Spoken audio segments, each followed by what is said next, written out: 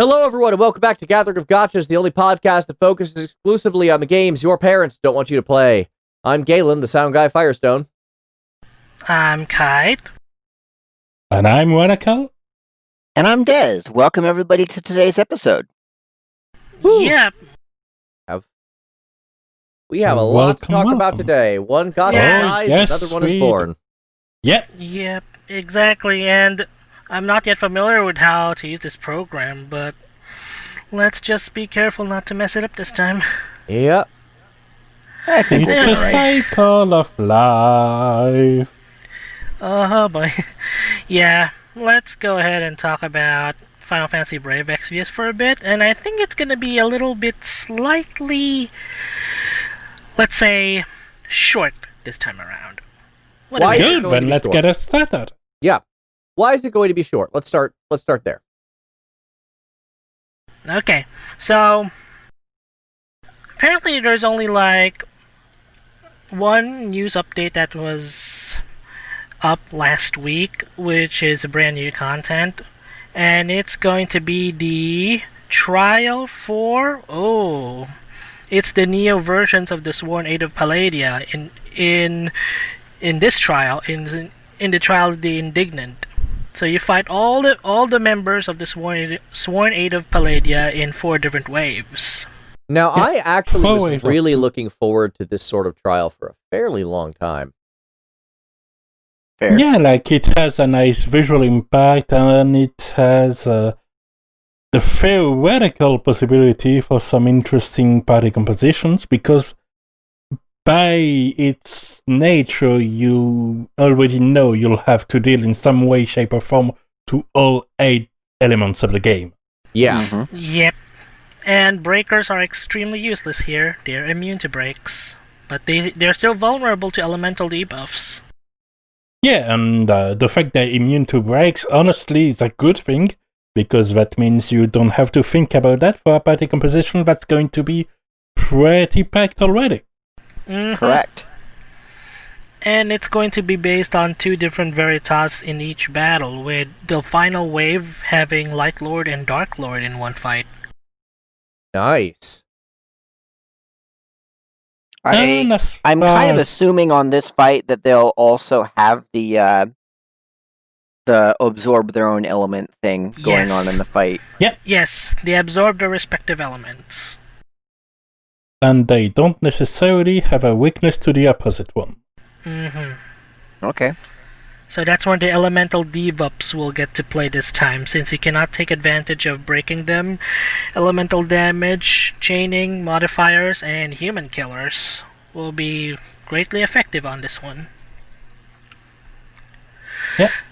And as far as the rewards go, the quest completion rewards you with Dark Lord, the Veritas of the Dark's Greatsword, which has 186 attack and a 75% Dragon Killer.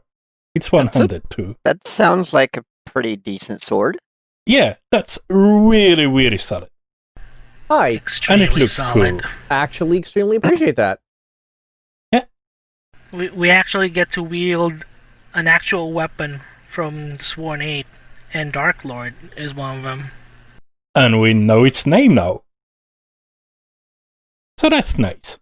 But I haven't tackled this trail yet personally, so I can't speak for experience as to how easy or hard it is compared to the current composition. Honestly, I've spent most of the last few days playing and pay attention to the extended Dark Visions. Because of the maintenance, it lasted until this Sunday instead of stopping at maintenance, and of course, having my brand of organizational skills, I started Saturday. But hey, Your organizational skills sound like mine, Rana. Yeah, that's... But I made it to top 5,000, so that's all I need. There you go. I've been extremely lazy after the second day, and then suddenly Dark Visions went to a shutdown for the bug fixes. I actually tackled Dark Visions around Saturday morning. Yeah, Yeah, pretty much the same. For the rest of the battle, wave Area 2 and Area 3. Yeah. I was able to clear all of it, got to the 1,000,000 point mark, and I was hoping and praying that I would stay below 8,000 place. Luckily it did. Congrats. Nice.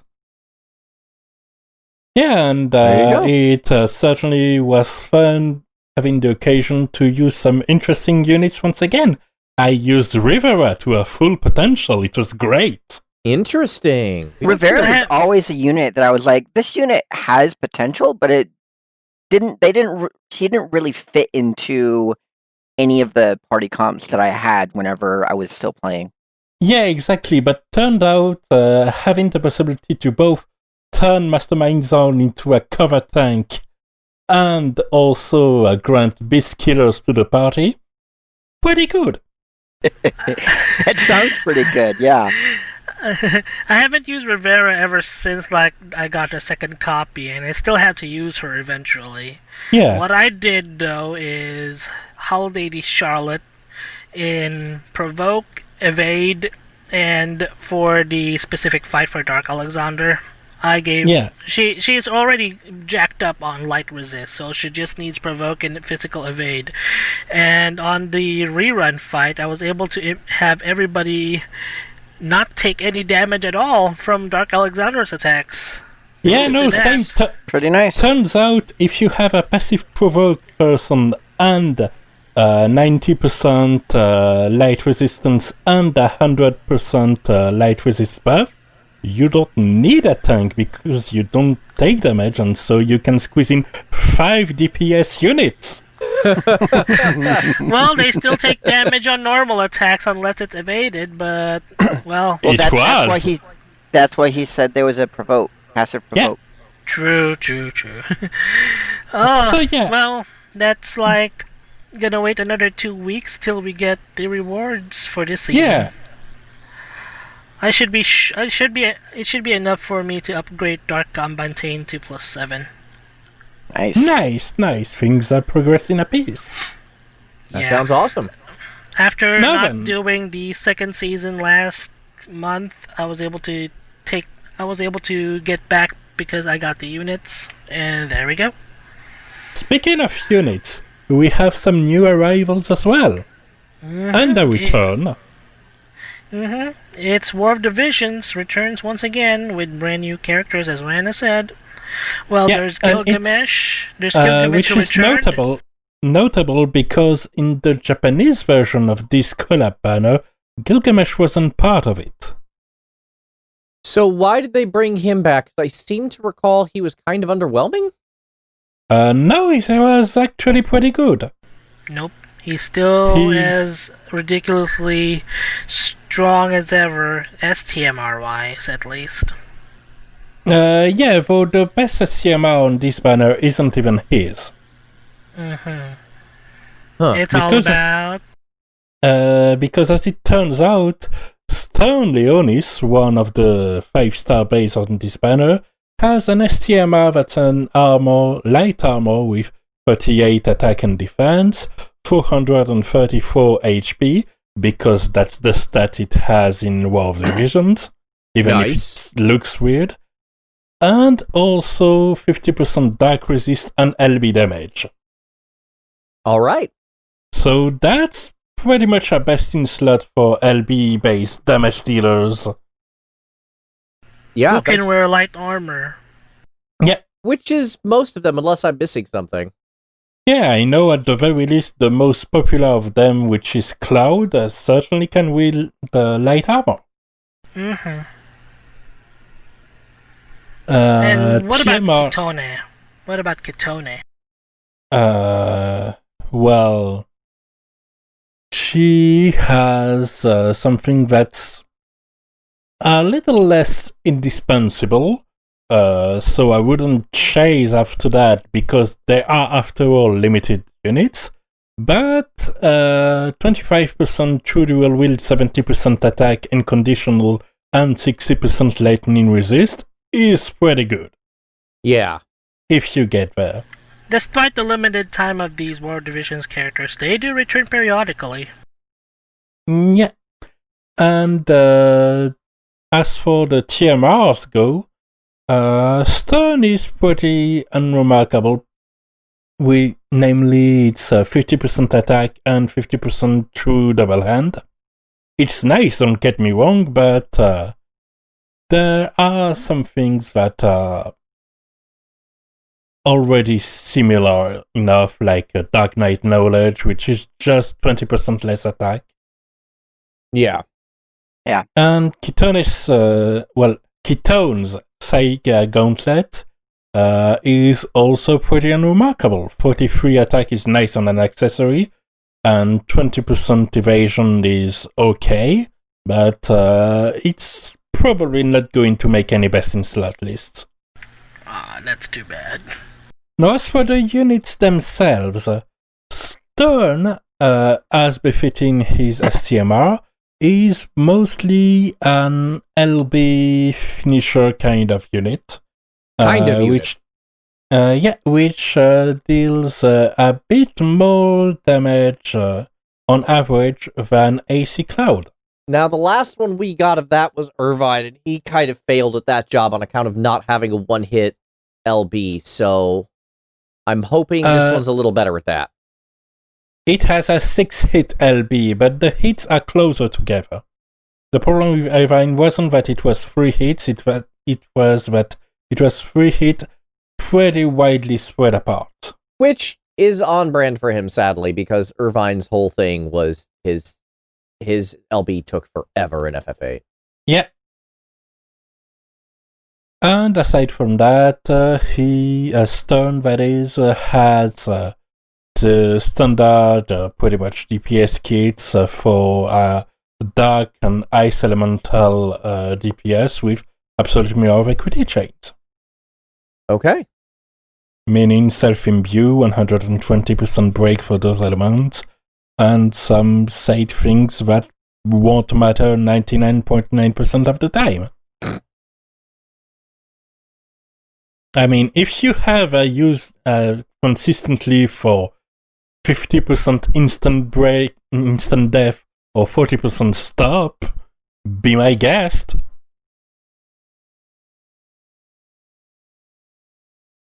Anyway, moving on to Kitone. She's also very much a DPS unit, not LB centric, though LB does provide good killers for demons and humans. Okay. Not the best ones, but 100% it's decent. And she has fire and earth elemental damage. Notable is also that she has 2 different chain families with both Absolute Mirror of Equity and Stardust Ray. Oh, okay. So that actually fits her into a number of strategies because those 2 are still very widely used. Very much so. Even though our best DPS currently uses mostly Bolted Strike. And aside from that... Please fix Esther, I miss her. Look, I had to wait 2 years to be able to use Rico. Okay, I am enjoying him. Yet I'm not arguing with you, but I would kind of like it if Rico could maybe chain with Esther. Just saying. I'm not arguing with you, I'm arguing with the world. Okay, alright, fair. Anyway, Kitone's got also some... No, never mind. She surprisingly, in spite of the fact she is a ninja, doesn't really have any passive evade.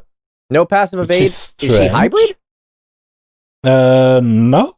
So she's a just physical. Hybrid. So she's a non-hybrid, no evade ninja? Yeah. What kind At least she's tutorial jank ninja is she? That's so weird. Yeah. Her numbers are good, don't get me wrong. Oh, I'm sure, but she doesn't really fit the ninja quote-unquote meta, and that's a hard quote-unquote, because ninjas aren't meta anything, usually. I think we're back to Galen's...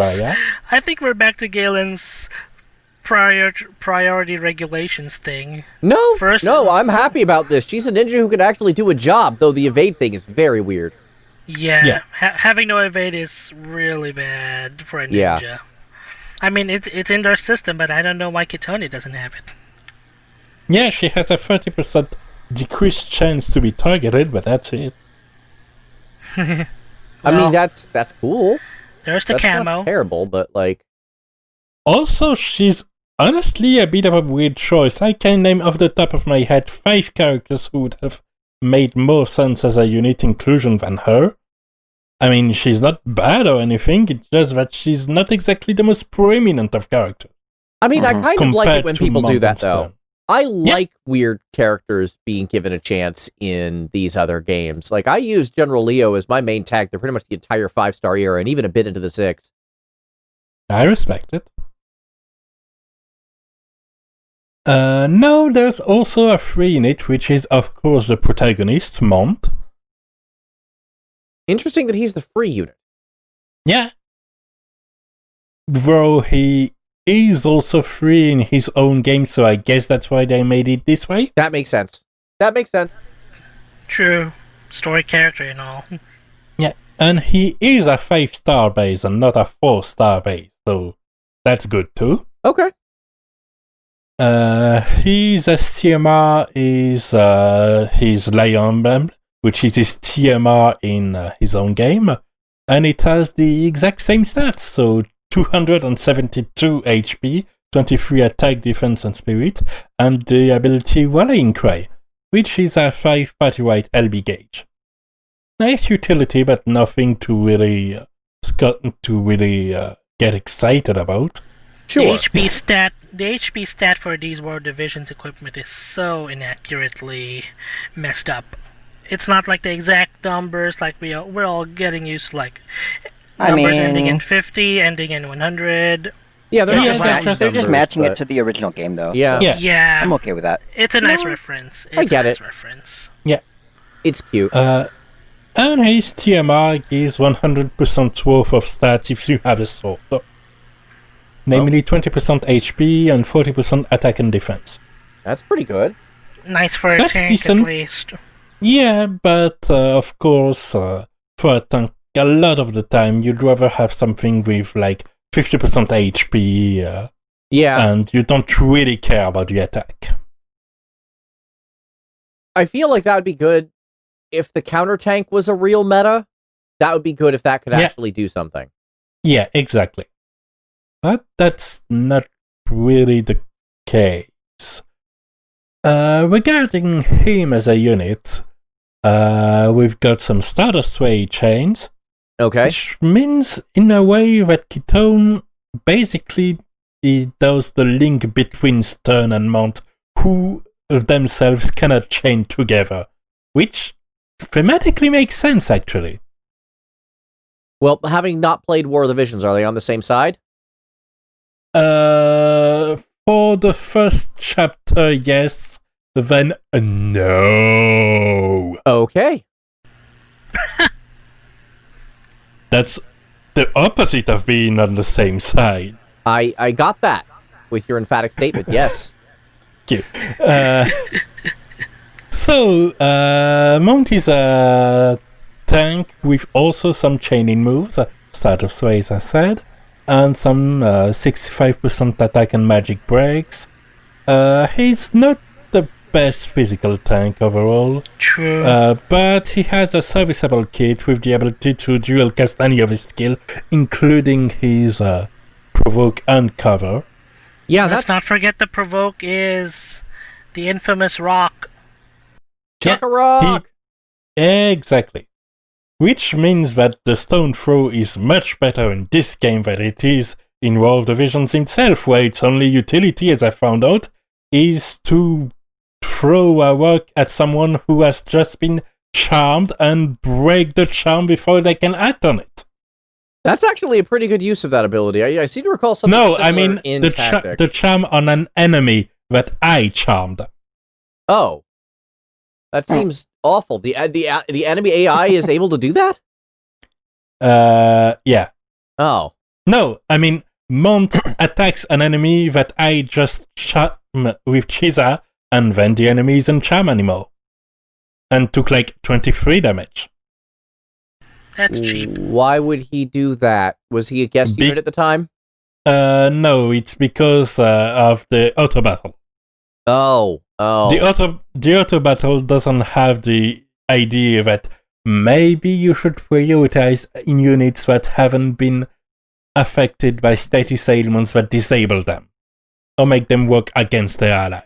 Oops. Yeah. But yeah, point being, Mont in this game certainly won't be the best in his role, but if you don't have any modern cover tank or anything, any physical tank that is, he is serviceable. Yeah, like usual, the free units are great for new players, maybe not so much for veterans, but I'm kind of okay with that. Yeah, very much until the point you get to summon a better physical tank. Yeah. Like, you already know the best names in tanking industry. Yes. But not everyone has a Paladin Cecil on hand. Everyone has a exactly. Monvo here. Mm-hmm. So, Speaking of Paladin Cecil, well, I still don't have him yet. Cry. I mean, I have one, but I'm not really planning to use the other, because for now, even though he doesn't have the same element protection utility, Alphonse is very much serviceable. And he's beefy. Beefy's good. Yeah. Basically, right now, the top 3 physical tanks are the one with the most beef or side utility, ideally in the case of Paladin Cecil, both. Both is good. Yeah. And that's pretty much it for FFBE this week. Yay! Again, it's short, but next week it's gonna be quite a bit interesting. So let's just tune in for FFB next episode and move on to this brand new game. No, don't type too much next week, Banner. Some people have taste. Well, that's interesting. Yeah, Rana hates that game, and I kind of like it. I shouldn't, but I do. So I'm a little more, protective of it, I think. Yep, let's just add an additional warning next time once Rana snaps. Good plan. And now for the worst best transition ever. Speaking of bad video games, let's talk about SINoAlice. Oh, wow! The hot takes, they begin! Yeah! Dum dum boy. dum! What's new with SINoAlice? So for those of you who don't know, SINoAlice is Taro Yoko's gacha game. He based it off of his original plot ideas for what eventually became Nier Gestalt and Replicant. Only the boss names translated into that idea, but he went back to it for this, and that's just about all I know of it, other than that it is apparently very multiplayer-centric. Yeah. Okay, so, first things first. We'll start with probably the most positive point I have about the game, which is the very first moment. That's fair. You start the game, there's a little bit of a loading, and then you have these 2 creepy dolls that fall off the ceiling and are basically the Grimoire Noir, Grimoire Voice, or pod equivalent of this game. Okay. Which are named... Yeah, and they're named Para and Noya. Because subtlety. Paranoia. And they address you directly, the player that didn't even input a name or anything, and they say, "We know why you're here, have a pull on us." And then you immediately do your first pull, and you have 2 buttons after you've done this pull, which is accept or reroll. There are no limit to the rerolls, it happens immediately, you can do it as many times as you want. That I love. I love that. Wow. The fact that you can reroll infinitely is no tutorial, nothing. Yeah. It's as soon as you get in the game, here, have your poll. Do you like this poll, or do you want to reroll? Yeah. I appreciate Taru Yoko's constantly going against genre convention, and in this case, making life a lot better, because this is kind of his whole thing. Can we make it a genre convention, please? Please. Oh, wait. Is this game voiced in either Japanese or English? I believe Japanese. In Japanese. Japanese, yeah. Although the dolls themselves have some banjo speak. Yeah, kind of gibberish. Oh my god. Basically. Oh boy. I'm starting to laugh at how they speak, but yeah, that's just me derping up. Oh, that's really excellent. What about the gameplay itself? Yeah, this is kind of the important one, I think. So, one of the interesting things that is probably the biggest departure from other gacha games is that it focuses on a small number of characters and doesn't actively expand the character pool a lot. It happens mostly as part of collabs, but as far as the characters go, there's like 8 right now, and About that, yeah. I think it goes up to like 11, but that's it. Okay, so that's a very small roster. Yeah. So And, it doesn't have a lot of different characters, but basically how they expand the pool, so to speak, is they give different characters different classes. Yes. Okay. Oh, it's like a job system. Basically, Pretty yeah. much. Except you unlock some of the jobs through gachas, other through events. And there are basically all of the main characters will eventually get all of the game's main job, and then some special small variations. Oh. Okay. So. And That's nice. one of the thing is that for events, specific characters, no matter the job they're in, have bonuses.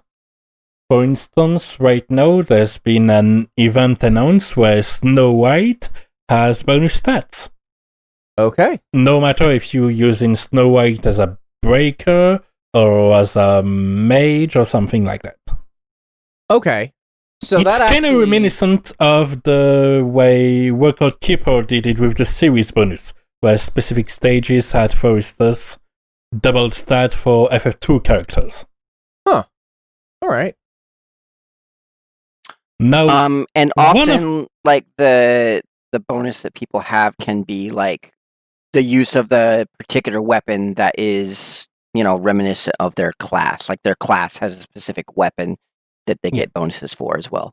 Yeah, you pull or get the weapon, you unlock the class that's attached to it. Yeah. Which is why one of the main focus of the rerolls was to unlock 1 or 2 classes. This was important not for the classes themselves, but also because when you level up your class, you gain skills in that class and passive skills that apply to the character no matter what class they're in. So if you have more classes, you have more base stats. Okay. And I'll come back to that later, but that's something that makes me wonder how legal it is in Japan, given their rules on CompuGacha. Now, back to the game system itself. Once you have your small pool of characters, but it gets even smaller because in the battles themselves, in which you use skills granted by your weapons to damage your enemies, okay, you have a party of 5 against the enemies that come. 4 of the 5 members of the party are not yours. You only control 1 single character. Why? That's it? Oh, right. That's the multiplayer focus. Got it. Yes, This is weird. This means that essentially on your own, you are only 20% of your team. That is weird. Yeah, it means having friends is more important than having units yourself. Wait, isn't like how guests in both Nier and Nier Automata works? It is, but those are action games. Like, that's a very different animal if you're actively running around with a controller in your hand, focusing on one person. Mm-hmm. Like, Oh. you're busy putting in a bunch of combos with 2B, you're not going to care very much about 9S. He's just going to help out. Also, you only have one 9S. You don't have 4 9S with us. Actually, in the first Nier, you had at least 2, and sometimes Grimoire Weiss would also just decide to help out. But usually Emil and Kaine were around. And even then, that's still not to this level. No. You are basically the friend unit of your party. God, that is weird. Yeah.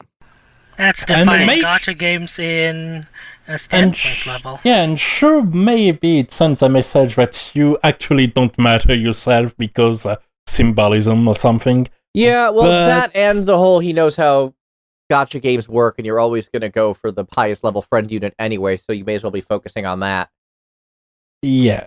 It also kind of ties into Taro Yoko's whole, like, quote-unquote cry for universal empathy, because you're not necessarily building a unit for yourself, you're building a unit for other people more than yourself at this point.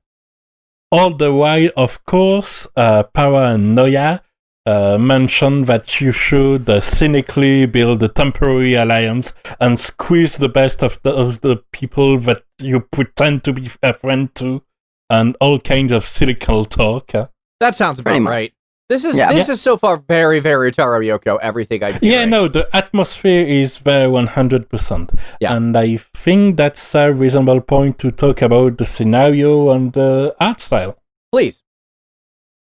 So, the way the scenario works is that instead of having a singular main story, you have story branches for each characters that over the course of the successive chapters eventually cross over. So you start with an individual episode, and then on chapter 2 you have, for instance, a dual episode with Cinderella and Hansel. Okay. And eventually the last chapter of this act involves all of the characters. Well, all 8 characters of this part of the story, anyway. Mm-hmm.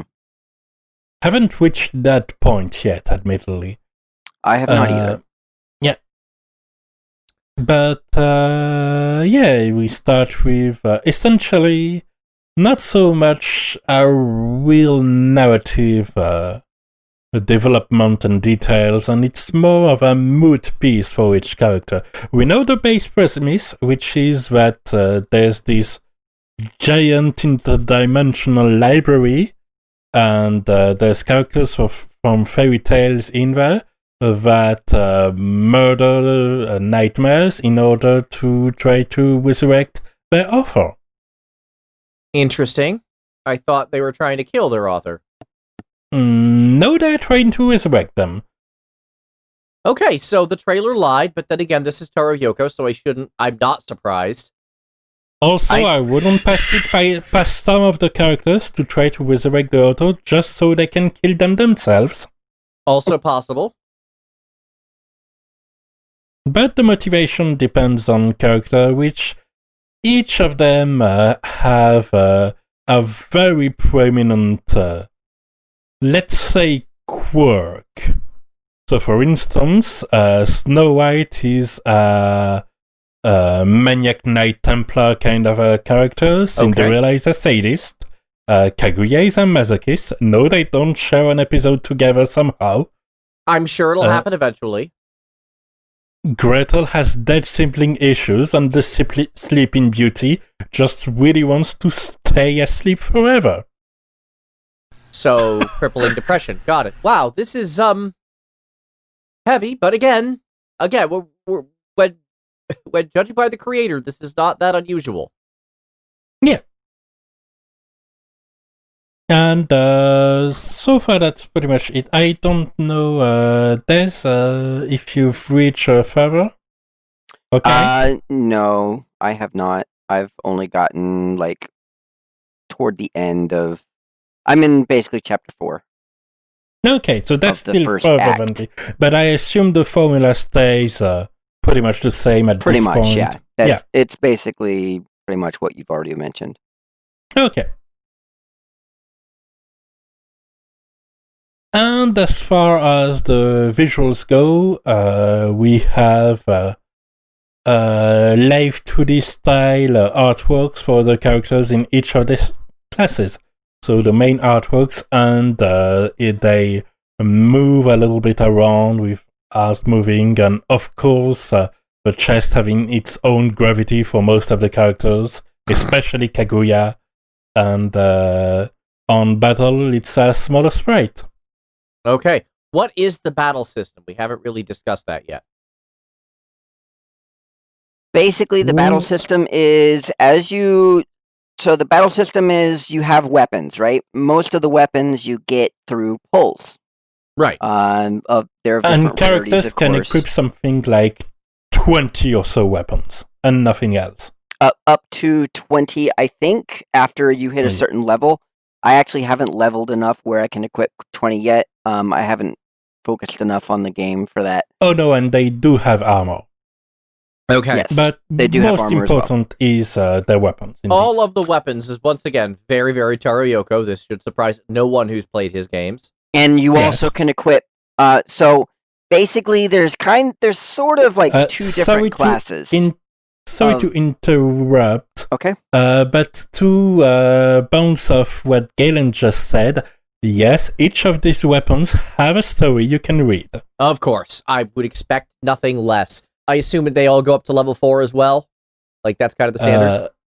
I don't know yet. That's beyond where I've been able to go as far as, like, developing weapons. Because to develop them, you need farm and materials and all that. Yeah, right. Well, much. That, again, we're used to this. Anyone who's ever seen a Drakengard game, never mind played one.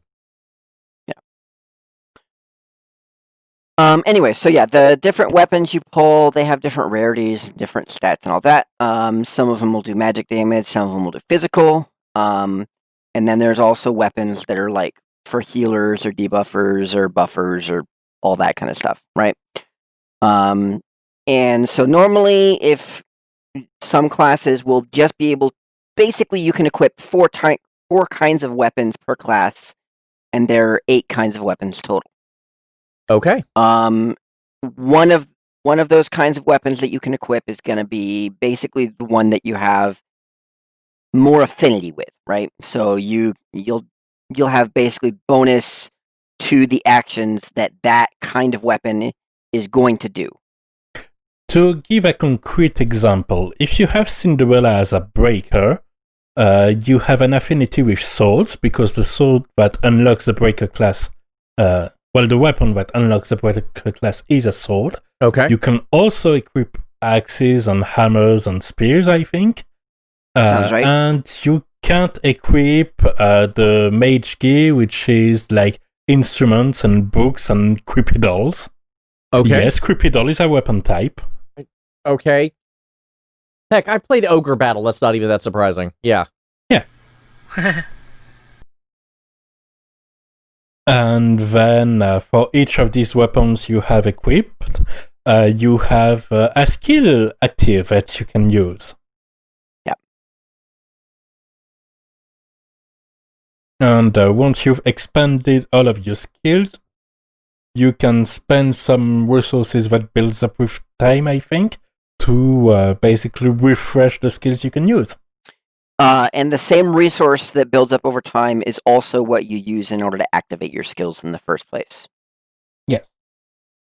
All right. And there's a different resource that can be used to use a nightmare, which are essentially summons. Yeah. Okay.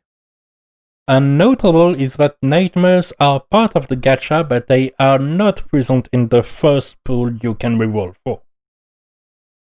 Interesting. So the reroll pull is a weapon only.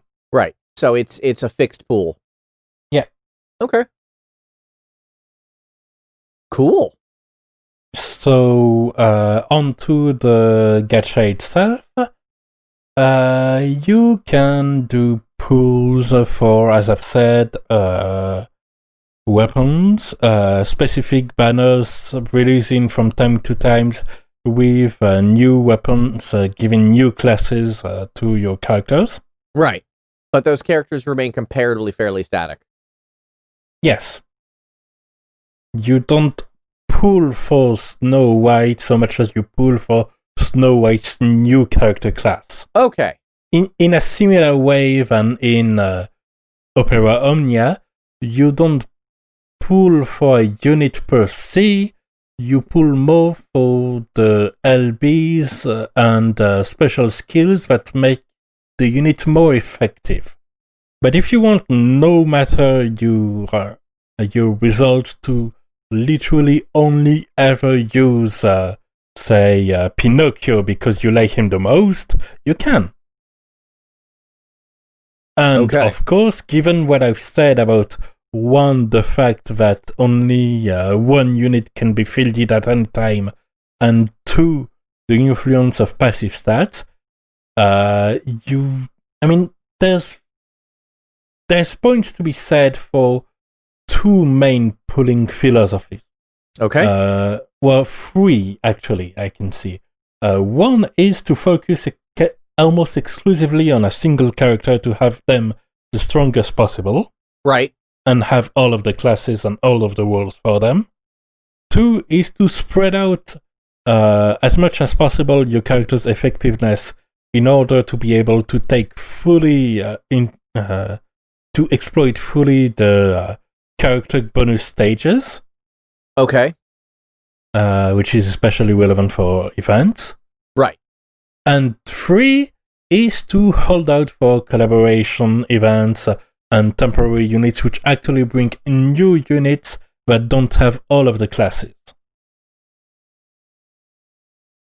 And I would also argue that with how multiplayer centric this game is, there would be a fourth.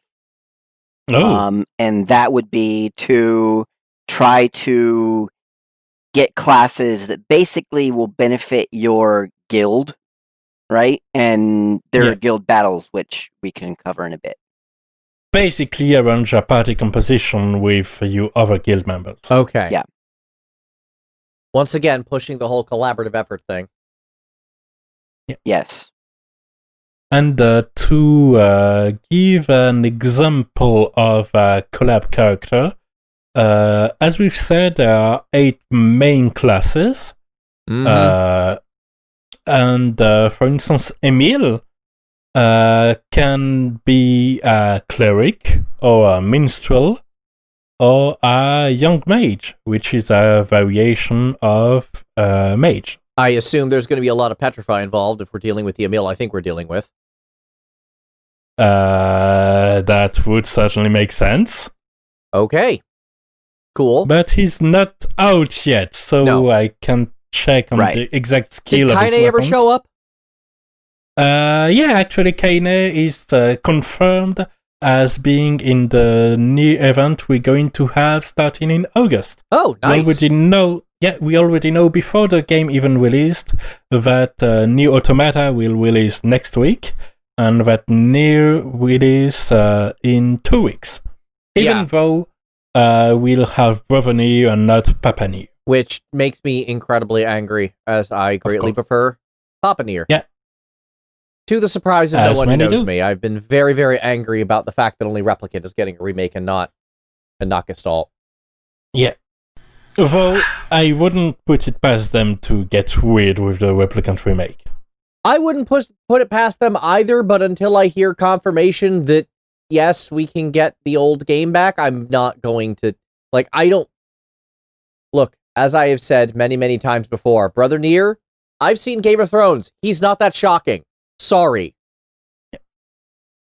So to confirm, because honestly, the collabs are probably some of the most exciting aspect of things to come, and it comes pretty early in the game's life cycle.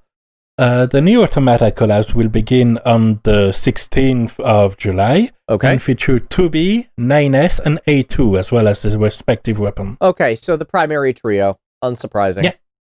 Yep. The new Replicant collab will begin on the 6th of August and will feature Young Nier, Kaine, Emil, and the duo Devola and Popola. Oh, so they're going with original Devil and Popola, the original twins, not the Automata twins. Interesting. Yeah. So they're probably some powerful mages. Clerics, actually. Clerics. They only have one class. Which would mean healers, That's primarily. interesting and not at all what I was expecting of them, considering, yeah, I don't want to say it. Yeah. Huh. Okay. Cool. I guess. I have posted the artwork in the game's Japanese version in the Gathering Observation Room. That is definitely old school Devil and Popola. That is not Automatas. I can see the letters there. Well, yeah. The most surprising part, now that I think of it, is that they're not using books. Well, Maybe in a collaboration we run in the future. yeah. Well, I mean, if they were using books, they'd be a different class. Yes. But Noir wasn't their book. It was. Yeah, no. Yeah, they were Channelers. but they're still working from a library most of the game. That's true, but they've always had their sticks. Yes. The one that I'm actually kind of interested in is, I believe it's Devila should possibly have an instrument class as well. Yeah, No, of course. because she usually sings outside town. Yeah, and she has her little lute. Yeah. So there's room for expansion, and I think given the way the classes work, we'll definitely have collabs that will build on themselves over time as a series will return. Okay, imagine that's so. actually pretty neat. I kind of like the recurring collab thing. That actually makes me feel pretty good. And given that they explicitly name Neo Young Nier, there is hope we'll get Papa Nier. Please acknowledge Papa Nier. I am so sick of them erasing him. He deserves it. Pretty much. I mean, he also ruined everything, but it's a Yoko Taro game. Who hasn't? Yeah, I mean, come on. He's one of the few who ruined everything for, like, the right reasons, quote unquote, as opposed to, say, Kaim, who's just a jerk. Yeah. I'd say the only other person involved in a Nier game that ruined everything for the right reason as much as Papa Nier is the player. Yes, but again, that's on brand for him. Yes. But yeah, overall for SINoAlice, the game's atmosphere is certainly lovely. There's Yoko Taro written all over. Every time you summon a unit, you have angelic script flying, which is always a good sign, am I right? Mm-hmm. And so we know things will go wrong in universe. Oh, of course they will. Yeah. And honestly, they're not starting all that bright either. So that's nice. And if you're there just for the atmosphere, I think you could have a good time. But as far as the experience as a game is, it's weird and not really easy to recommend, which also is on brand for Yoko Taro games, honestly. That really is. With the only Nier Automata being a good video game was an exception and not the rule, and that's only because Platinum Games was involved. Yeah. I would also make an argument that Drakengard 3 was also a pretty darn good game, but it was still very flawed. I'm not going to sit here and pretend otherwise. Yeah, it was stiff and junk in places. It was. I did enjoy it. I did enjoy the actual gameplay of it. I did enjoy it for more than I usually enjoy Taro Yoko games, which is usually just story, but I'm fully willing to admit that, yes, obviously it was severely lacking in polish. I wouldn't groan and complain and cry if I were to replay this game again just to enjoy one of the best comedy games ever made. Really was. And hearing Tara Platt, my favorite voice actor, just curse up a storm as Zero was just wonderful. Oh, yeah. Zero, which is also came as part of a collab in Japan. That's going to... Yeah. Yeah. Wait, okay, so they have Zero. Did they actually get Kaim and Mana and all of them? Nope, not yet. Interesting. Okay. There is a humanized version of Mikhail which looks adorable, though. Oh, yeah, I believe that. Probably a little blonde guy knowing him. White-haired, actually.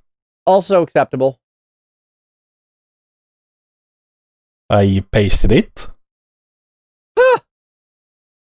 Okay, yeah, that sure is... Okay, yeah, that looks like a Cuban Mikhail. That's cute. That's cute. I'm calling that cute. He looks like he has eyes unclouded by the horrors of the world. Which, again, on brand for Mikhail. Yes. Because breaking him was kind of the point of the game, sadly. Exactly. Because how dare anyone in a Taro Yoko game have innocence? Very much so.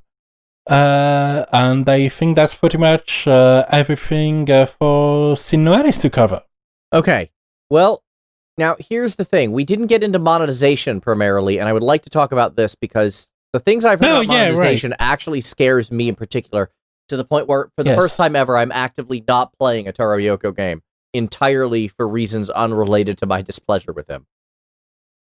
Yes, so you can, of course, get some of the game's premium currency by buying it.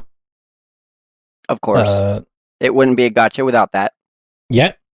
And there's plans to get these Twilight Crystals either directly or through periods of a week or a month. Mm-hmm. And then you also have some packs purchasable directly for this premium currency, which gives you as an alternate use to pull the ability to get some weapons directly. Not the top tier ones, obviously, but basically filler weapons. Or to expand your inventory. Your inventory is very limited in place. Ew. Once again, thank you, Arknights, for doing away with inventory limits. Yeah, and World Divisions too. Yep. And then there is this premium sort of service thing, which is named, if the game wants to load, the Royal User Service. Okay. Which is probably the things that is bound to make you run away the most prominent. Okay. And it takes a while to load for some reason. Technology. Yeah, pretty much. Indeed. I've got it up here if you want, Rana. Okay, perfect. Take it away, because it just won't load. I've had the worst chance loading the shop for some reason. It's like the game doesn't want me to actually spend anything on you. And thanks, game. I know, right? Yeah. Okay, so basically the first time you purchase it, it's less expensive. Big shocker there. Yep. You hooked. Yep. The first time you do it, it's a 7-day thing. And then the next time it's a 28-day thing, so basically a month. You get 49 of basically the pull currency on purchase, and 1 royal medal, and we can get into what those are used for later. Okay. You get 3 types of blessings, which I don't know exactly what those are, but I imagine they're listed in here. They're basically boosters that double the resources you get. I think. Okay. Okay, so they're farm boosters. Ew. Yeah, okay. which You you get can 3 also types of purchase from them. the shop. And you get times 2, so I guess you get 6 total in the last 10 yeah. minutes. The purification cooldown, which purification is basically something that you use to restore your sanity. You can do it normally once every 8 hours. Using this service allows you to do it every By 4 sanity, hours you mean instead. stamina, correct? I'm just Yes, making sure. sanity, Okay. stamina, all the same in the end. It's not actually called sanity in this Yeah, game. Right. I thought he was going Yeah, archetype. it's called- I just wanted to called- make sure. sorry. It's called AP. Yeah. Okay. Yes, Yeah, and it's in-game. basically this with 30 seconds mini game. Interesting. You can get more daily friend medals, increased from 3 up to 5. You can get more like skip tickets and an extra purification ticket each day. What is a skip ticket? Basically, Same thing as War of the Visions.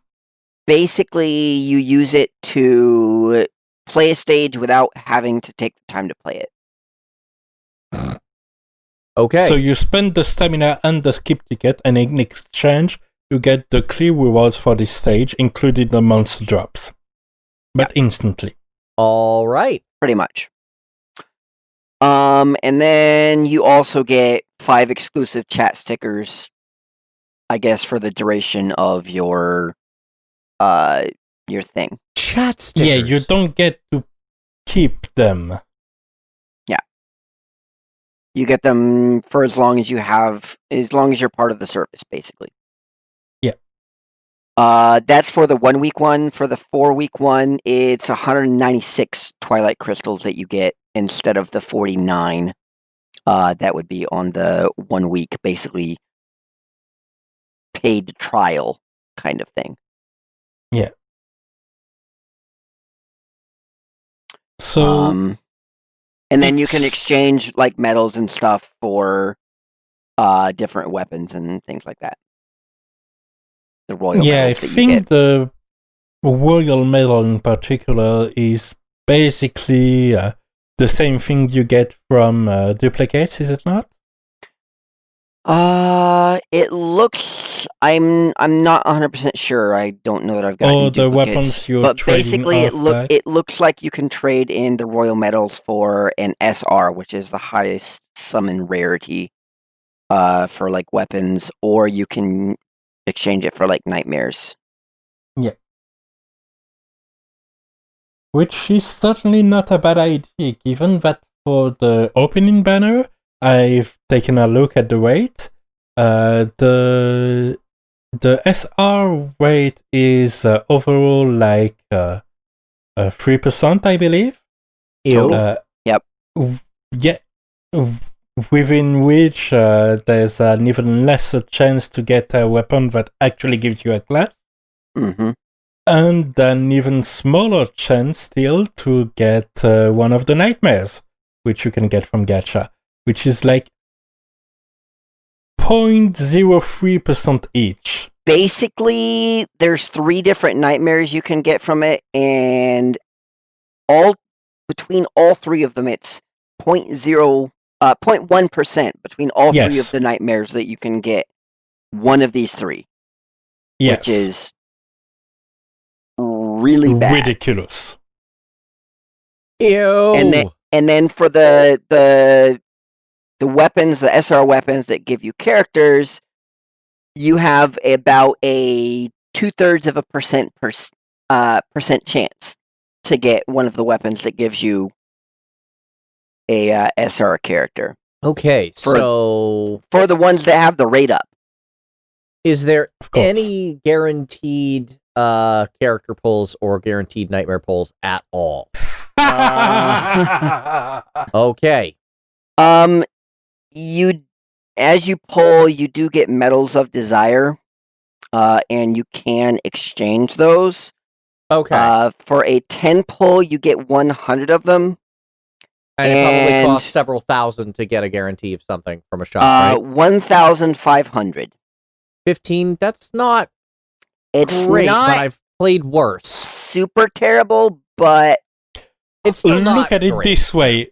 It's worse than Valkyrie Anatomia. Harsh. That's not a place where you want to be. no, No. it is not. Mechanically speaking, it is. You do get a bit more frequency for your pulls for now, it seems, but I don't know if it's a launch of the game thing, or Right. if it will last on a long go. And also, from what I've seen for mini gacha games, you basically get kind of a lot of stuff up front in order to kind of get you hooked on it. Yeah. So I don't know how far into the future this will last. And that's pretty much it for SINoAlice. Now let's discuss our good old friend War of the Vision. Well, our Are good new we friend, I'm not going- sure how old they are. Are we going to strut in the fashion show seeing these new characters in the War Division? Oh wait, we already know who they are. Was anyone else expecting Fryevia to be that cute? Like, I know I try not to do the whole, like, waifu thing, but, like, what happened there? She got, like, a major upgrade in cuteness. I don't understand. It's the same character. I don't even think it resembles the actual original Fryevia at all, but I can agree No? with you. She's cute. No, I think the sprite, given the way they adapt them, I think that the way she is between World Divisions and FFBE is at the same level of change that the sprites of the World Division characters are in FFBE. I think I think the lack of portraits at FFBE has kind of come back to haunt us. it's great sprite work, but it's not quite the same size No, as not as much detail. as what we have. Uh, And so Fryevia indeed is the first global original unit in World Divisions. And other than how cute she is, let's talk about her because, that's kind of a huge point of discussion. Alright, so Fryevia's main job is Spellblade, Okay. meaning that she equips swords but privileges those with high magic stats. That's she can. on Wait, brand. can I ask something? Can I ask you something? Can she wield Yes. anything than swords? No, she just wields swords. okay. Wow. That's Fryevia in a nutshell. I think she only had swords in FFE as well. I think she got more Yeah. options as Aurora Fryevia, but her usual ice No. self. Only swords, Only not swords? even great swords. Yeah, Never mind. So I I guess know I used her in Dark Visions. I used her, but it has been so long since I've used her that I kind of don't remember, unfortunately. So she's main Spellblade with her subjobs as Green Mage and White Mage, which should give you already an idea of the kind of character she is. She won't be your top DPS, she won't outdamage your Orlando, she won't even outdamage your Lucia, far from it. But she has utility. What kind Okay, of utility? She has the ability with her Limit Burst to lower her own AP consumption. Interesting. She has ice damage spells, which also bestows a Wind Eater. She has the ability to lower the enemy's bravery with an attack named Chicken Blade, Chicken blade. and several other status ailments such as silence or poison. So it sounds like if we're comparing this to Final Fantasy Tactics, she's the new Beowulf. I don't remember Beowulf's kit in Final Fantasy Tactics, by which I mean I didn't go to that point, I haven't finished the game. Yeah, basically, well, he was an optional character anyway, but Yeah. basically he did all of this. He was just sort of a mediator with a sword. He had Spellblade choices of status effects and Brave and Faith manipulation. Yeah, well, she has that, but then she also has an aspect as a magic tank. Because she can have magic barrier and resist magic and taunting spell, same as Ramza, and the ability to increase her and others' resistance. Oh no, that's a passive. So her resistance to wind. I've got to say, she sounds pretty cool. I'm liking what I'm hearing. Yeah, and then as a green mage, she has the ability to dispel as a counter and to have breaks for a variety of stats. She also has Bar Blizzara, which does exactly what you think it does. I mean, bar blank usually is pretty standardized, so to speak. Delicious chocolate bars in ice mode. I'm just being And weird. if you'd rather have her as a white mage, she has Raise and Cure and Shell and Desuna and all the spells you'd expect. So how do jobs work in War of the Visions? Because I see people have multiple jobs, but there seems to be like the main job and then the side job. Can you just use all of those jobs at once?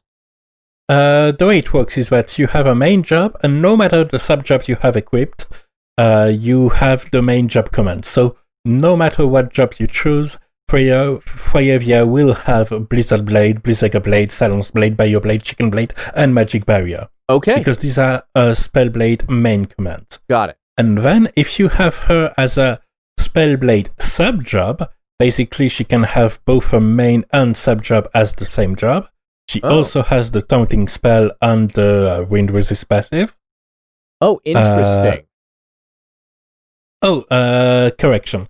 She also indeed has the taunting spell, but the passives and the counter, while they are on paper part of one job and they have the job icon, any sub-job can equip any counter and any passive. Okay, so that's right out of FFT right there. Yeah. But yeah, so you can have her as a spellblade for the taunting spell in particular, or as a spellblade green mage, in which case you have the Ruin, the Dishal, the Protect, etc. Or you can have her as a spellblade white mage for the QR, Raise, etc. So she sounds like she's a very, very solid utility player. Like, not topping the damage charts, but certainly going to do good work for you if you get her. I appreciate even this. more so than Ramzas. She's basically less of a damage dealer with some utility, and more of a weight mage or tank with the occasional attack skill. Okay, that's pretty cool. And a lot of people don't seem to like her because of that, because she isn't really breaking any meta or anything like that. But I think that's a reasonable niche. That given the new content we've had, she's probably more useful than most DPS. Yeah. I'll talk about that back again later. People do love underestimating non-DPS. Yeah. And especially that she'll have a longer shelf life than most DPS character. Right, because DPS is where the meta constantly shifts. Exactly. But how can we summon Fryevia? Is she a permanent in the pool? That's the thing. In JP, this collab didn't have Fryevia and had only Rain. This one is a split banner. There's you have both units, but they're on separate banners as always. So not a split banner in the FFBE sense of things.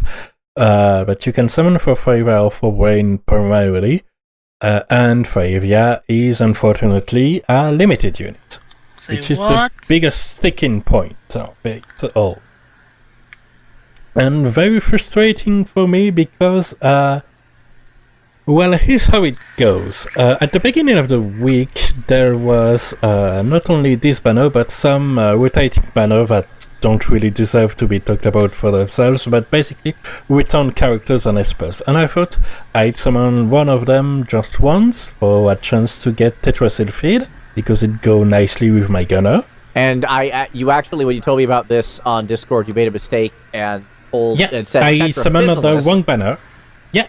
Oh my goodness. You said you were pulling Tetraphysalis, and I'm like, wait, you pulled for Tetraphysalis, but you got something in War of the Visions? How does that work? Yeah, no. Worst part of this is I don't even have a Tetraphysalis in FFBE. That's why I thought you were pulling for her. But then Yeah. you got something in War of the Visions. I'm like, what? You know, and I wanted to draw Sylphid, and I click on the wrong banner. And so I did a single one on the Fryevia banner, even though I thought even if I got her, I wouldn't level her because I have other plans for future units, and Orlando showed me how hard it was to get a limited unit to max level. Anyway, I got her on the first pool still. Whoa. So I have Fryevia, but I still have her at level like 20 from Chocobo Expeditions, and that's it. And I'm not chasing after the shards, even though every time they pop up in the shop, I'm like, it's just you. But this game needs self-control if you want to stay free to play in it. I hear that a lot. Yeah. Yep. What about Rain? Rain is interesting given the assumptions you might have on him, because he also uses swords with primarily magic stats. Magic stats? So he's not a physical damage dealer? No, he's more of a wet mage, which is one of his sub-job. Oh but no. Even his limit break deals magical damage, for instance. Oh no. I think I'm gonna hear something that... Nope, it's a sub-job. I don't care about sub-jobs. His main job is not Red Mage, correct? His main job is Knight of Gunshot. Then I don't care. Good. Okay, carry on. But the attacks in Knight of Gunshot do deal magical damage. He has Fryevia in it, for instance. Or Undermine, which deals also magical damage, on top of the breaks you might expect. And indeed, as I've said, his LB, Shiny Nova, deals magical fire damage. That is, yeah, very different, because he's very, very, very physical, most of his forms in FFBE, so...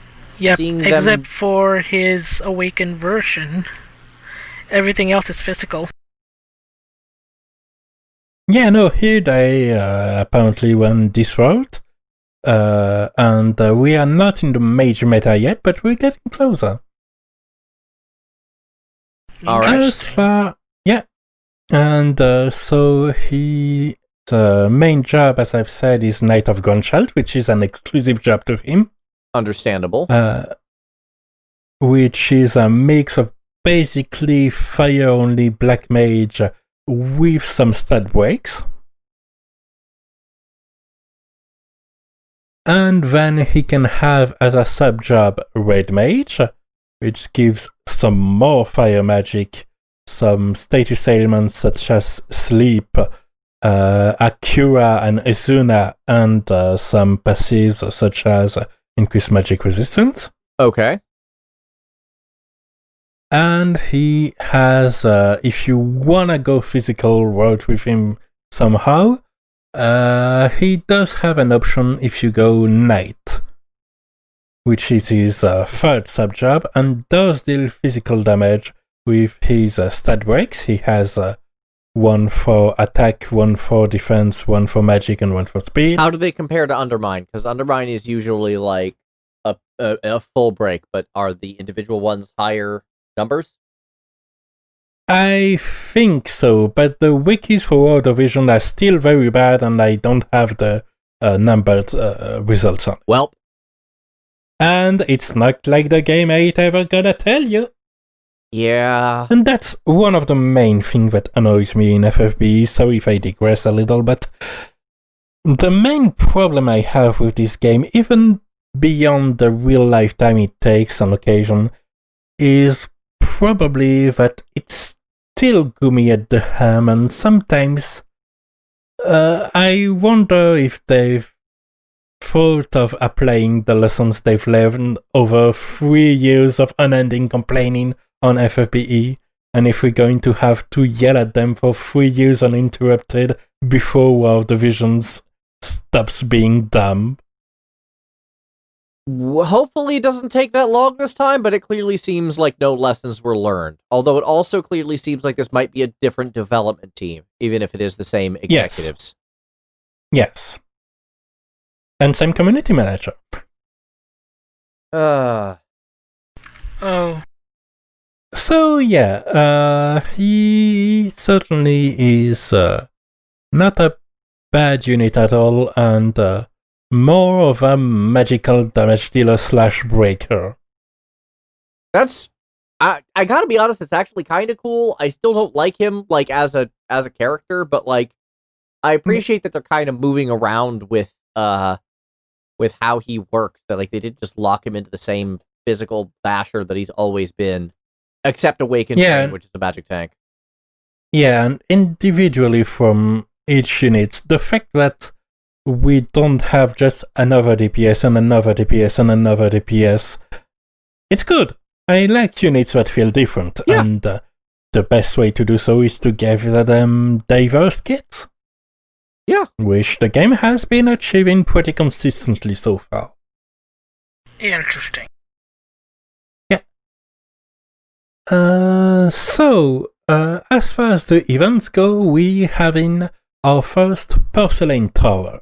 Is it delicate? Okay. No. It will break you. Not the other way around.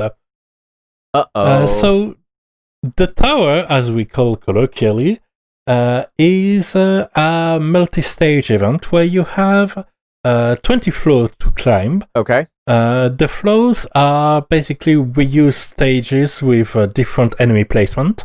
Okay. And your health and actions used carry from one floor to the next. Okay. So it's an endurance challenge, which ramps up in difficulty more and more. It's a marathon, not a sprint, and because first, you can use all of your roster, so people who have a deep roster and manage to get some of the MR or even SR units to higher levels and higher awakenings will have more teams to throw at these gates, because even if you lose an attempt and your team is wiped out, the damage they did on the enemy team is maintained if you come in with another team. Right. Oh, sounds like thinking Fire Emblem Heroes, like the Tempest Trials. Yeah, that's kind of the same spirit, yeah. Basically, you're throwing at them your entire roster. And every day, you can regenerate your team to resurrect your dead party members, refresh your action, and so on. Given that the event lasts for 2 weeks, this means you have only so many refreshes to clear it, but that if your team can handle them one stage at a time eventually, as long as you're making some progress, you're probably going to grind out a few more stages if you persist enough. Okay. It also heavily emphasizes playing manually instead of playing on auto battle, both for action economy and just for generic strategy reasons.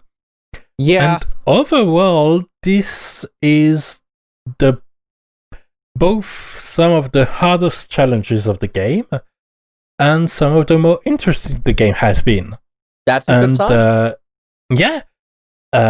I've said before for the raid that I didn't understand how would they thought out the raid because of its multiplayer content, and that there were some flaws that needed to be fixed for it to make sense. Porcelain Tower is pretty much the other way around. It makes entire sense and is pretty much the cultivation of what World Division should be. Okay. It's a great event that gives a good sense of progression. You have some strong rewards for your clears for every floor. You start with guilds, and you have normal tickets. You have more and more monetary rewards. You have tickets for free pools as well, which is always appreciated, because those are pretty rare. And you even have an exclusive weapon. which is Wayne's Sword. Oh, okay. Because Crimson his Saber. TMR. Yeah, because his TMR is his clothes. And to get the Crimson Saber, you have to reach floor 15 out of 20 in this event. How is the Crimson Saber?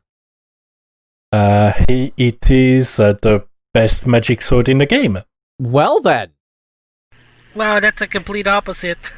that's He's really full good. of magic. He's- With the caveat that once you get the Crimson Saber, you only have it at a base level. Right, you've got You to... still have to enhance it with materials which you get from the EX version of the Porcelain Tower, because once you've claimed the first 20 floor, first you have the EX stages, which are stages you can do that don't count for your party's life total and action total. Basically, you get your full fresh party, and if you take damage, it won't matter, and it's a gimmick stage. Okay, gimmick stage, For go. instance, the EX stage on floor 10 had some clerics that rushed to an area, and once they reach the area, they die, and floating eyes start appearing and start attacking everyone and jumble up the stage because of how many there are. And once all of the clerics have finished their summonings and die, you have a last spot you can activate, which lets you essentially reverse the summoning and kill every single eye in one go. But you have to reach that point. And one of the things I didn't mention, but that's very important and makes the Porcelain Tower even greater, is that when you already know before you enter the stage what enemy there will be, and general advices for things like, for instance, bring high movement and agility units for this stage because you're going to need to move a lot. Or watch out because the enemies will use charm on your units. Got it. So you can even prepare if your roster is deep enough that you can mix and match and micromanage this way. I like that, actually. That's pretty neat. Yeah. I like having information. I like the challenge. I like the rewards. I like that it's light in real-time use, and that it's even light in stamina use. It's pretty much the closest thing the game has to trail type content. Okay. Even though it's more of an endurance fight than a single fight, it suits better the style and gives the best part to healers, for instance, which is why I've said that Fryevia is a unit that's going to have a long shelf life, because she has this white mage sub-job. Yeah, you were talking about all this, and I'm like, am I hearing things, or does Fryevia sound actually kind of awesome for this sort of content if you're dealing with marathons? Yeah, she's very much a Porcelain Tower support utility machine. Yeah, she sounds pretty darn good from what I am... Yeah, turns out where 4 lancers stab from the other side of the map your gunner, that she instantly die, but that you have a ways you can use to keep using her for the next stages and don't have to revive her with your daily revive. That's pretty useful. Yeah. That does sound pretty useful. Yes. Yeah. So, World of Visions has some fun content now. That's great. That's great to hear. Yeah. Now then, let's move on to the next topic. Okay. Yep.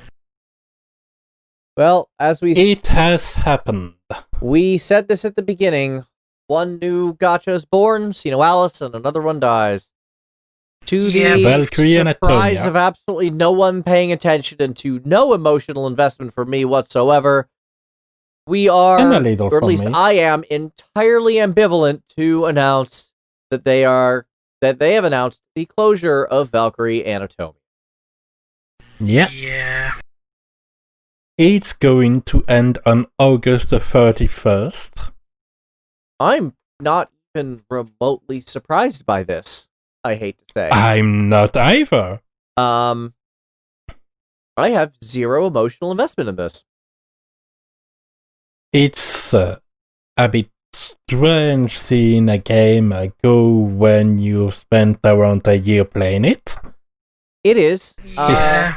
I didn't play it for that long, but this is one of the games that actually got me out of gacha gaming and convinced me that I was doing the wrong thing because of its And that was even before they really went full ham on the grid. They weren't even full evil at that point. They were just kind of evil. And I was already like, I've had enough of this. Yeah.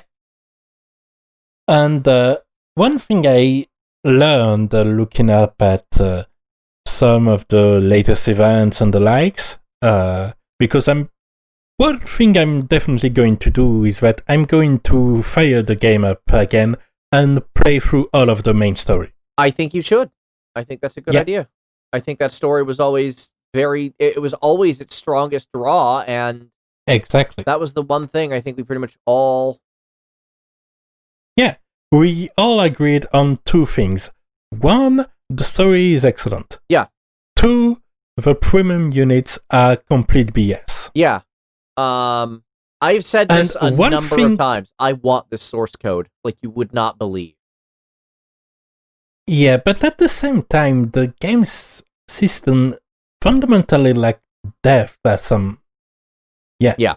They've added systems upon systems to attempt to give it some, but in the end, this didn't diversify the units enough. As soon as they got out of the very early phase where the mark for unit was, can it consistently hit the enemy? Which is why archers were so bad at the time. Oh my god, do I remember that. Eventually, the unit just got homogenized, with like only one or two having a strong identity.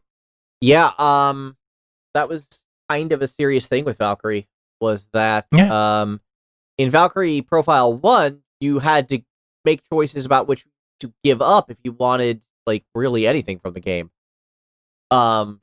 So you had to actually kind of pay attention to characters being kind of samey at times actually made sense, because that way you weren't losing something necessarily vital to your strategy. You needed the redundancy. Right. In Valkyrie Profile 2, the combat system was more movement-based, so it ended up making more sense for that as well. But for a game like this, where you just have a pile of units, and you need to convince people to buy into it, the only thing you really have is higher stats. Yeah. What I find really weird about this is they all share the same HP.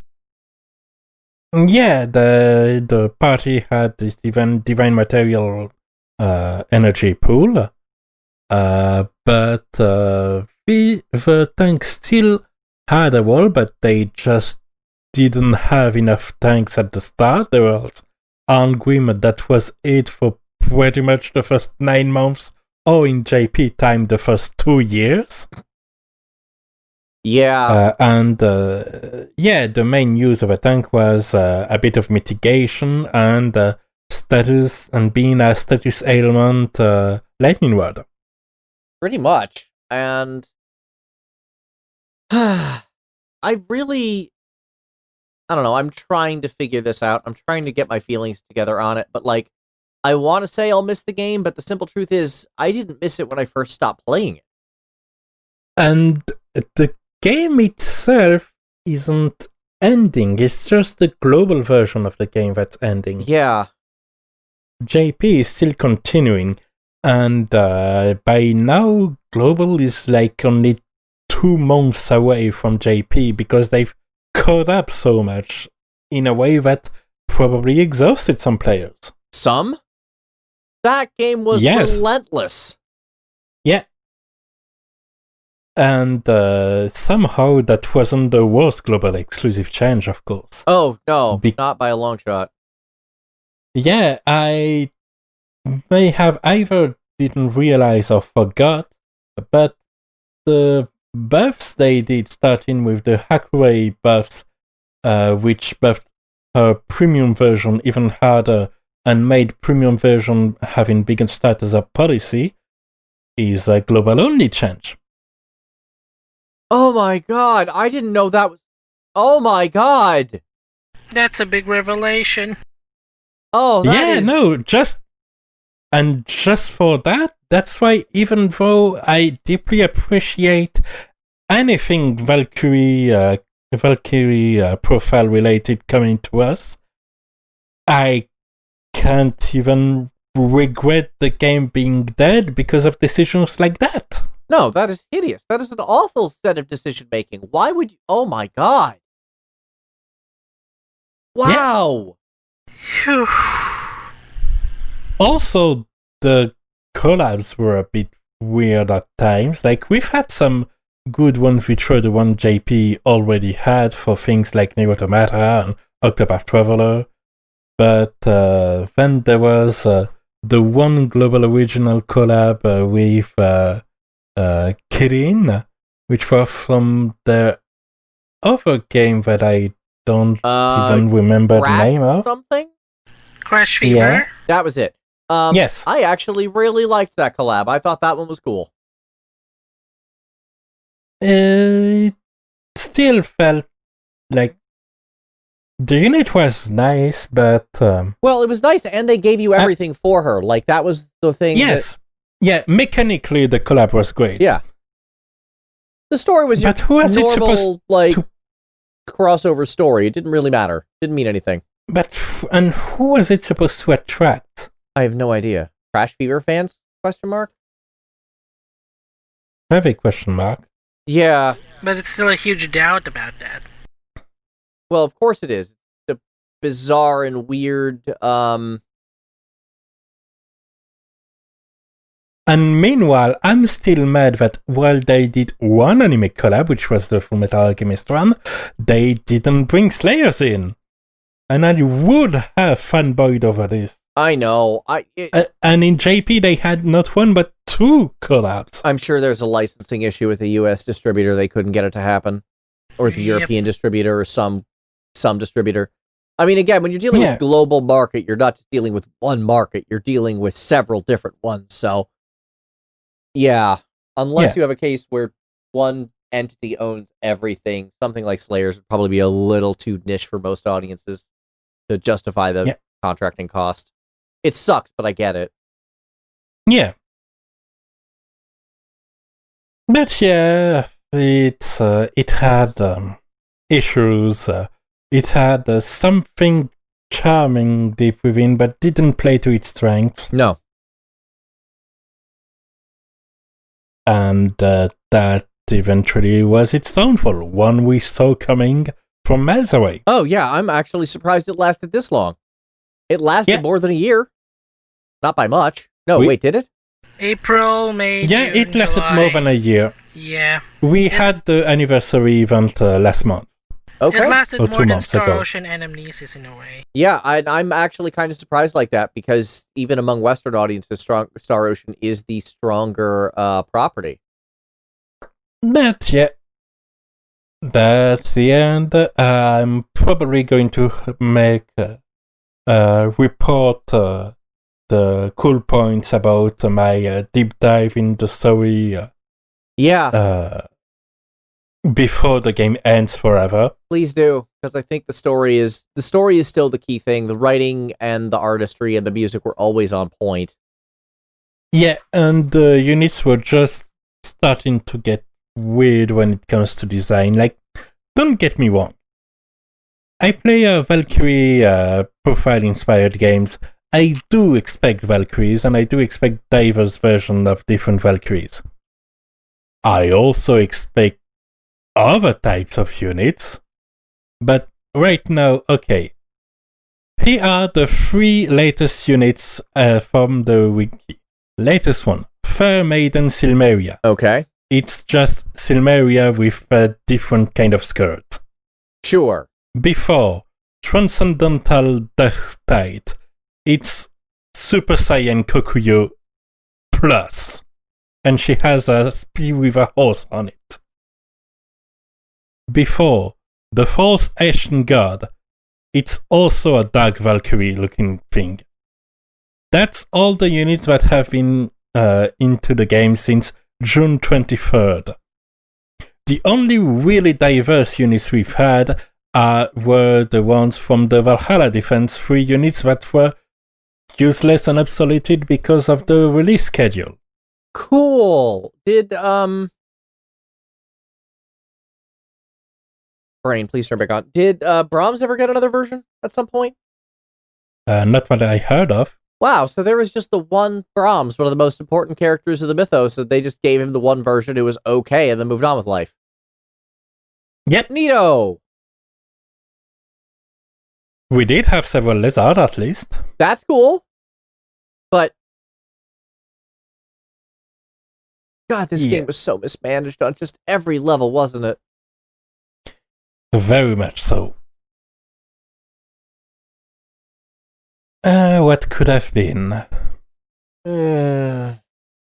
At least I managed to have a full whist party. Yep. So I can say the game ended. I've objectively won it anyway. You pretty much did. Oof. This hurts. Yeah. Actually, it doesn't hurt. I say it hurts, but it hurts for other people, but I genuinely feel nothing, and I'm kind of sorry about that, but also kind of not.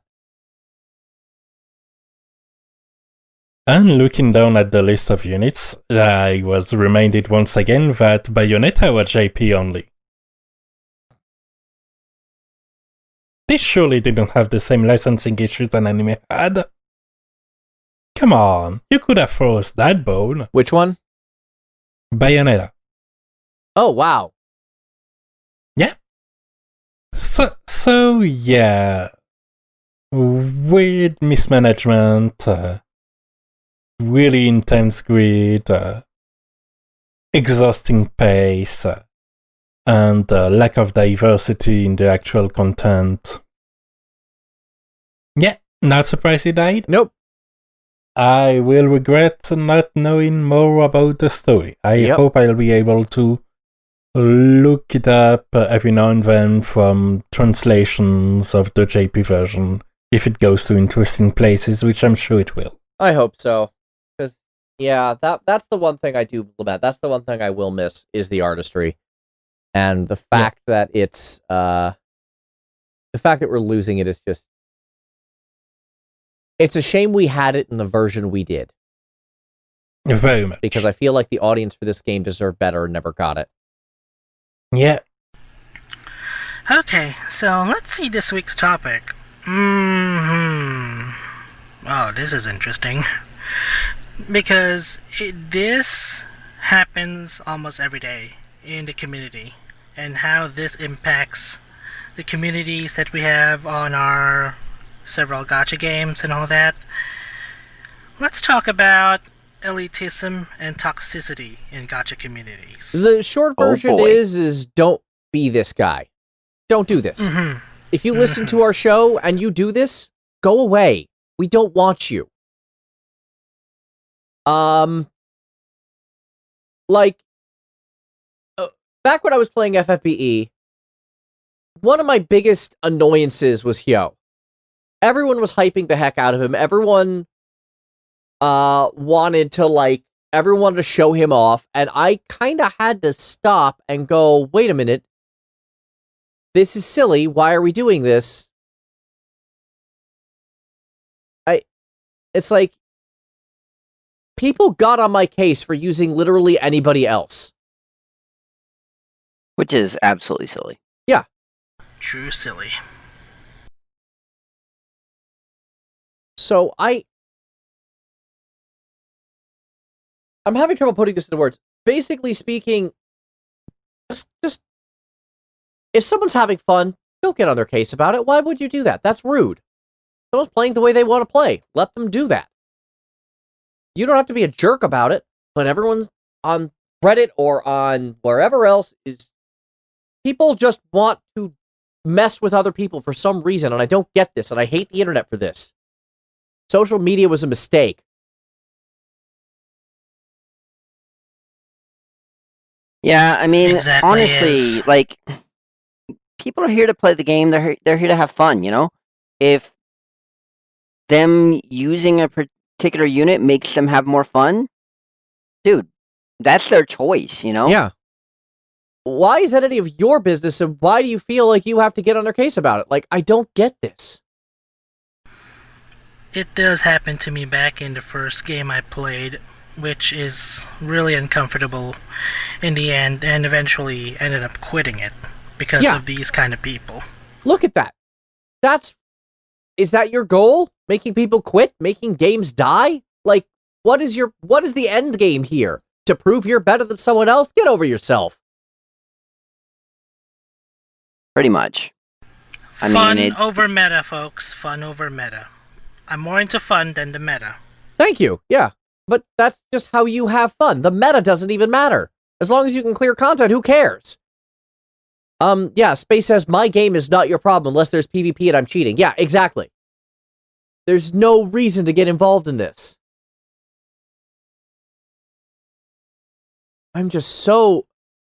And it's like, okay, I'm gonna kind of change topics, but toxicity in gaming in general is a huge problem. We all know Laura Bailey. We love her. She is a wonderful, wonderful actor.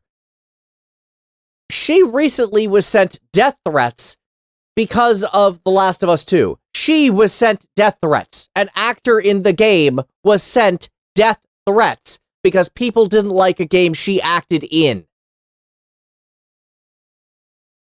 What is wrong with you people? Why do you do this? What possible goal is there? They're talking about killing her kid because she acted in a game that they didn't appreciate. What? Seriously? Who does this? Why do you do this?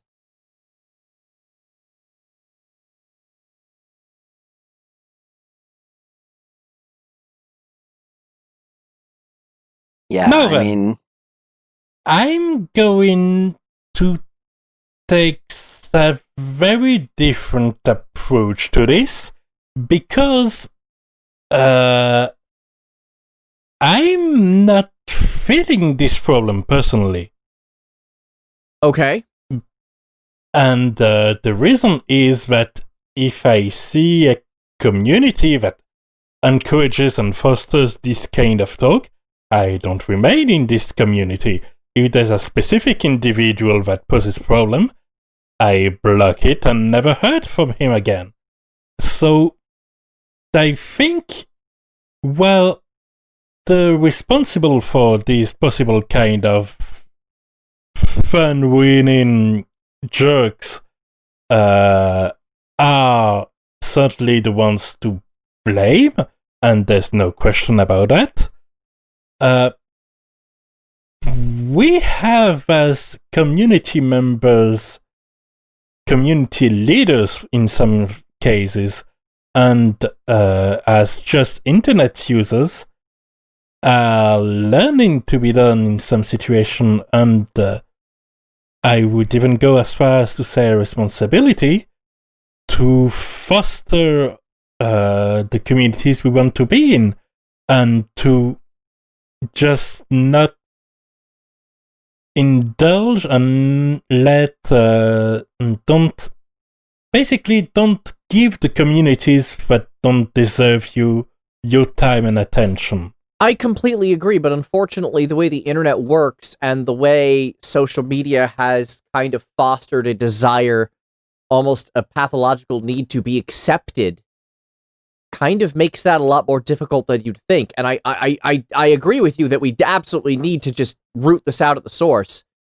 But people kind of don't understand, in many cases, the consequences of the internet and the mental toll that this sort of bullying can take. Yes. But I have had, for some reason I don't know of, probably related to a hacking problem, my Reddit account was banned at least 3 years ago, and I haven't had any issue in my daily life. It's not a part of my routine anymore, and these routines can be altered in order to foster your own well-being and mental health. And I would say very much they should be, because if you're caught in a bad situation, you got to try to find a way to force yourself out. But it's not just on you, because that is hard to do. Exactly. You're not the guilty party, but it's harder to seek justice than to seek comfort. Very much agree. And yeah. So for some situation, maybe it's best, even if it's not the right thing to do on a general internet health kind of thing, to just think of yourself. Yeah. I also call upon moderators to be extra vigilant when it comes to this stuff. Discord moderators, especially. I've instantly quit communities when I saw moderation taking a limp. If two people are arguing, both people are automatically wrong kind of approach. No, sometimes one of them is very, very wrong and aggressive, and the other is just trying to have a good time. Yeah. Moderation and administration is important, and even in sizable communities, you can encourage through active moderation and through active leadership the kind of communities you want to do. If it's one with friendly banter, it's fine. If it's one with aggressive banter, that's your choice. If it's one where people just get along with each other and banter is not the basis of interaction, and instead you encourage complementary interaction and just having a good time together, that's the kind of community you want to do. Yeah. But if you have a Discord server, if you have a subreddit, if you have a chat or any sort of community, and you have a leadership role in it, you have partially a responsibility towards it. Correct. Absolutely. And you should be taking that responsibility seriously. Because this sort of bullying, this sort of toxicity is everywhere on the internet. And the only way to really root it out is either quit everything yourself and become a hermit, or... Hi. Fair. Or take the opposite approach, what I've done on my Discord, which is borderline ruthlessly come down on anyone who starts harassing another person for no good reason. Not that there is ever a good reason, but still, like, do not tolerate this.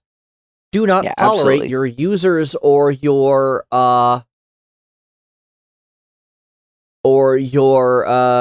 community members. Do not tolerate them being attacked. If you don't like someone, it's fine. You just don't need to say it all the time. Correct. It's fine And if to you don't keep like some things to someone, yourself. it's okay to just block them. Yes. Yes, You know, exactly. Not interact with them anymore. Sometimes you might think you just need to send an aggressive post, but maybe you should try just not doing it. You might be surprised it's even easier to not do something than to do it. But it is. Yeah. Fair. Like, for instance, yesterday I did not send any death threat.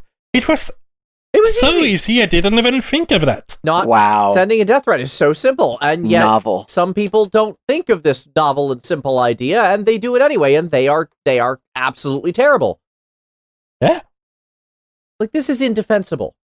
The level that it gets up to is awful, but the simple thing is, if someone is intent on ruining someone else's fun, or someone else's good time, or just being negative for the sake of being negative, they need to go. They need to not be part of a community anymore.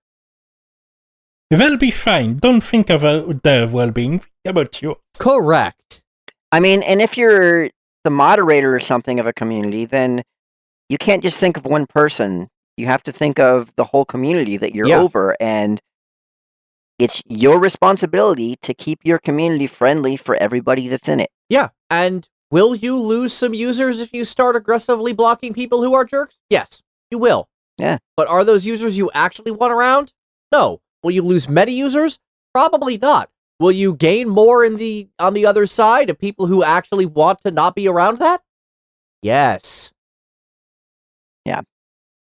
Be the community you want to be in, and be, most importantly, excellent to each other. Please. Isn't there enough negativity going around? Let's not foster more.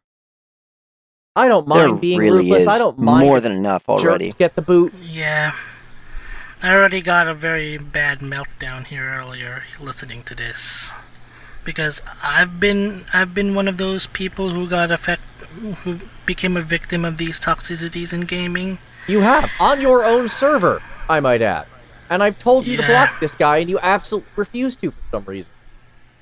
Well, yeah, I already did Good. weeks ago, or maybe months ago. And did you regret doing it? No. Okay, Good. that's what you gotta remember. Blocking and banning people who are vile, hateful, and evil is a good thing.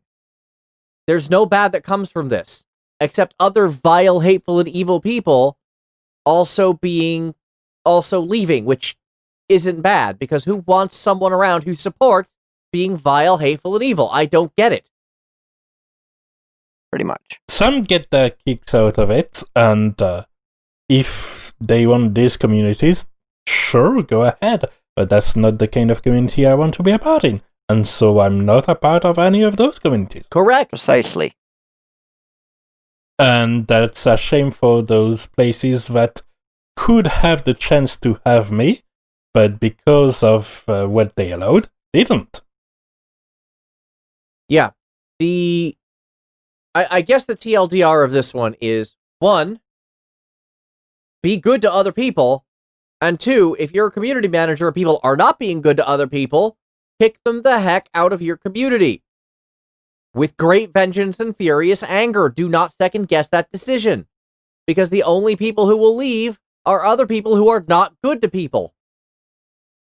If people are being jerks, don't be afraid to kick them out. Correct.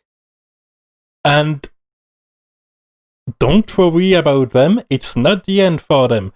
I literally got closer to Galen when I kicked him off a server because he was being a wage beast for good reason, but was taking it a little bit too far. Correct, and I admit this, and I've done my best to do better.